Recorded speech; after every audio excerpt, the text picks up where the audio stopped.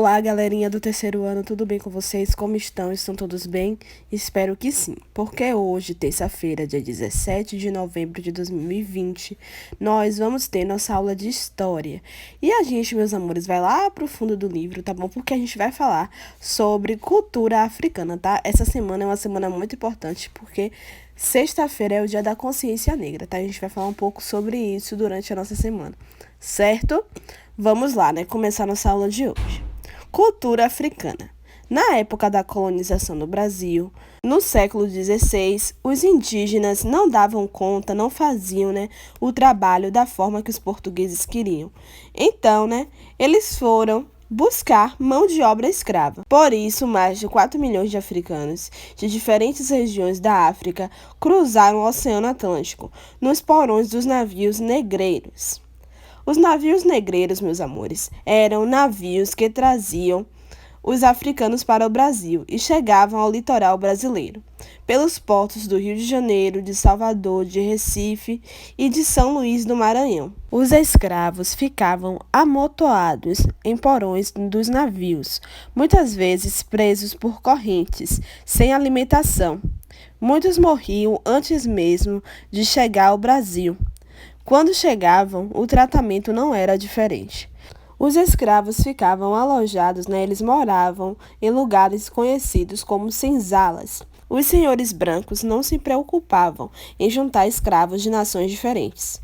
Assim, muitos escravos sentiam falta da África e, por isso, muitos sofriam com o banzo, uma doença provocada pela saudade da sua terra e do seu povo. Chegavam até a morrer por não aguentar a solidão. Os africanos eram tratados como mercadoria pelos portugueses, pois serviam como escravos, que aumentavam o lucro da colônia portuguesa. Os escravos acabaram se tornando peça fundamental na qual os portugueses e os comerciantes brasileiros estavam envolvidos, já que os serviços prestados por eles eram de interesse de todos. Hoje, a cultura brasileira tem muita herança africana. Vamos ver algumas delas? Nas comidas, a gente tem o arroz, o inhame, frutas, especialmente a banana, coco, quiabo, gengibre, melancia, tâmara, açafrão, pimenta malagueta, azeite de dendê. Na música, a gente tem os instrumentos, como os ilus, atabaques, agogôs, cuícas e berimbais, entre outros instrumentos. Nas ervas medicinais, os saberes da medicina tradicional africana estão presentes no nosso dia a dia, em remédios caseiros feitos de ervas e raízes, inclusive hábitos como o de rezar para curar. Na dança, a gente tem baiana, maracatu pernambucano, tambor de mina maranhense, samba carioca, capoeira, entre outros tipos de danças, que foram ensinados pelos africanos e foram passados de geração em geração. A gente tem na religião os afoxés, orixás, xangôs, candomblés, entre outras denominações. Todas essas influências, meus amores, dos africanos foram adaptados, tá bom? Como, por exemplo, a comida, a dança, a religião. A gente, os brasileiros, adaptaram para a nossa realidade, certo? A gente não faz tudo igualzinho os africanos faziam. A gente foi adaptando, a nossa realidade, fazendo do jeitinho brasileiro. E agora a gente vai falar um pouco sobre Zumbi dos Palmares. Quem foi Zumbi dos Palmares? Um herói dos escravos. É lembrado no Dia da Consciência Negra. Um homem que virou herói nacional por causa da sua luta a favor da igualdade. Esse foi Zumbi dos Palmares, um escravo que defendeu até a morte o direito dos negros no Brasil colonial. Comemoramos no dia 20 de novembro o Dia Nacional da Consciência Negra. A data foi criada a fim de homenagear o grande guerreiro. Zumbi nasceu no estado de Alagoas, no ano de 1655. Dedicou a maior parte da sua vida a uma causa bem nobre: livrar os escravos da escravidão. Pensando nisso, ele criou o famoso Quilombo dos Palmares, localizado em Alagoas. Esse quilombo era um local onde todos os escravos fugidos poderiam buscar abrigo e viver de uma forma digna, produzindo tudo o que precisavam. Na época, Zumbi chegou a liderar uma população composta por 30.000 habitantes. Ele era conhecido pela sua coragem e bravura. Sempre estava pronto para lutar contra os invasores que decidiam invadir o quilombo. Porém, depois de um ataque liderado pelo bandeirante Domingos Jorge Velho, foi capturado e condenado à morte em 20 de novembro de 1695. Atualmente, Zumbi dos Palmares é lembrado como um dos grandes líderes da nossa história e um herói negro, não é, meus amores? E aí, gostaram da nossa aula de hoje? Espero que sim, porque agora vocês vão fazer algumas atividades aí no livrinho de história de vocês, tá? Na página 74 e 75. Vamos para a explicação?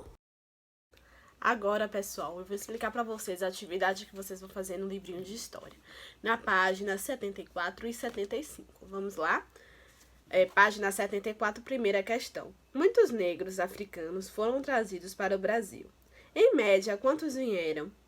Pinte o número que representa essa quantidade.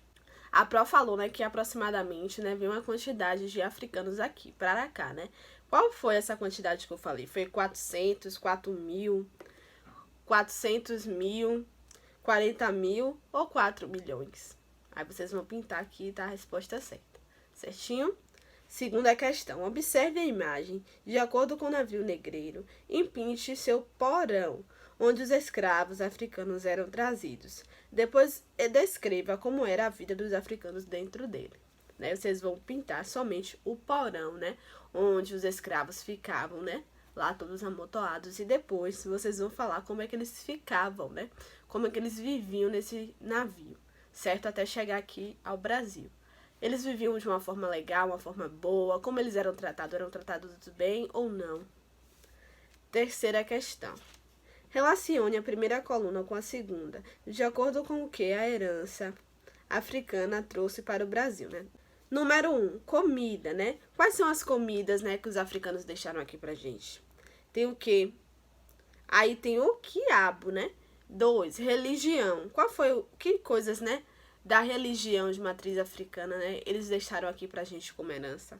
Deixaram o candomblé. Número 3, vocabulário, né? Algumas palavras que eles falavam e a gente fala até hoje. 4, né, a dança, né? Quais são as danças que tem? Tem 2 danças aí, né? Que vocês vão ter que colocar o número 4. Número 5, os instrumentos musicais. Né? Vocês vão colocar o número 5, né? No instrumento musical africano, né? Na herança musical que eles deixaram pra gente. Quarta questão. Circule no mapa abaixo as cidades onde estavam localizados os portos que recebiam os navios negreiros, né? Onde os navios, né, atracavam, certo? Quais são, né, as cidades? São Luís, Recife, Salvador e Rio de Janeiro, né? Vocês vão circular essas cidades aqui nesse mapa. Quinta questão. Agora, depois de aprender onde ficavam os portos que recebiam os negros africanos, descreva como era e onde se localizava o porto seguro dos escravos fugidos, chamados de Quilombo dos Palmares. E aí, onde era localizado o Quilombo dos Palmares? Lembra que eu falei também lá na explicação? Pois é, agora vocês vão ter que colocar aqui, certo? Vocês vão colocar aonde ele fica localizado, certo? E como era. Sexta e última questão. A sexta questão vocês vão ter que fazer uma pesquisazinha, certo?